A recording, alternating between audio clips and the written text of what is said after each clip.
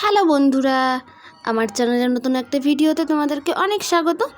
তো আজকে তোমাদের সাথে শেয়ার করব আমি কিভাবে তালের খোসা ছাড়িয়ে তালের পাল্প বার করি। তো তোমরা ভিডিওটাকে স্কিপ না করে লাস্ট পর্যন্ত দেখতে থাকো। তো এই যে দেখো, প্রথমেই তালের উপরের যে ঢাকনাটা ওটাকে খুলে নিলাম। তো এবার আস্তে আস্তে আমি তালটাকে খোসা ছাড়িয়ে নেব। আর খোসা ছাড়ানোর সময় একটু সাবধানে ছাড়াতে হবে যাতে তালের ভিতরে শ্বাসটা উঠে না আসে। আর তালের সাইজটা জাস্ট দেখেছো কত বড়? তালটা অনেক বড় ছিল। আর একটা জিনিস লক্ষ্য রাখবে, সবসময় কালো তাল দিয়ে বড়া করার চেষ্টা করবে। এমনিতে তাল তো একটু তিতকুটে হয়, তবে কালো তালটা খুব একটা তিতকুটে হয় না, হালকা সামান্য পরিমাণে একটু তিতকুটে হয়। তবে গুড় দিয়ে গোলাটাকে মেখে নিলে আর তিতকুটে ভাবটা থাকে না। তো এই যে দেখো, এখানে আমার খোসা ছাড়ানো মোটামুটি কমপ্লিট। তো এবার মানে তালের ঢাকনার মুখে একটা আস্তরণ টাইপের ছিল শক্ত, তো ওটাকে আমি তুলে ফেলে দিলাম। তো এই যে দেখো, তালটাকে এবার 3 ভাগ করে নিয়েছি। আর তালের সাইজটা যেহেতু বড় ছিল, তালের আঠেগুলোও না খুব বড়।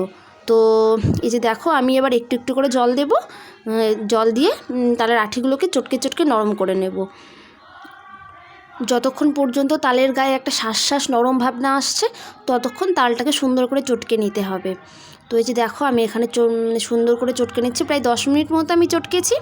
তো তোমরা চাইলে আরও বেশি চটকাতে পারো, বা তোমাদের যদি গোলা বেরিয়ে আসে তাহলে কম টাইমে চটকাতে পারো। তো এই যে দেখো, এখানে আমার তালের আটিগুলো চটকানো কমপ্লিট। তো এবার এগুলোকে মানে ঘষে গোলা বের করে নেব। তো এই যে দেখো, গোলা ঘষার জন্য আমি এখানে ওই যে ফুটো গামলা যেগুলো হয় না, ঝাঁঝরি গামলা, তো ওই গামলা নিয়েছি। আর একটা ডেচকি নিয়েছি, ডেচকি গামলা। তো ডেচকির গামলার উপরে ঝাঁঝরিটাকে বসিয়ে নিয়ে তালের আঠিগুলো আমি সুন্দর করে ঘষে নেব। তো যে দেখো, কি বলো তো, আমি অনেক কিছুতেই ঘষে দেখেছি, তবে ঝাঁঝরিতেই মোটামুটি বেশ ভালোই তালটা ঘষা হয়।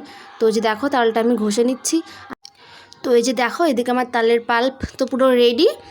আর তালটা যেহেতু মানে পুরো কালো কুচকুচে ছিল আর বেশ ভালো পাকা ছিল, তো তার জন্য তালের পাল্পটা দেখেছি বেশ কত সুন্দর হলুদ একটা রঙ এসেছে।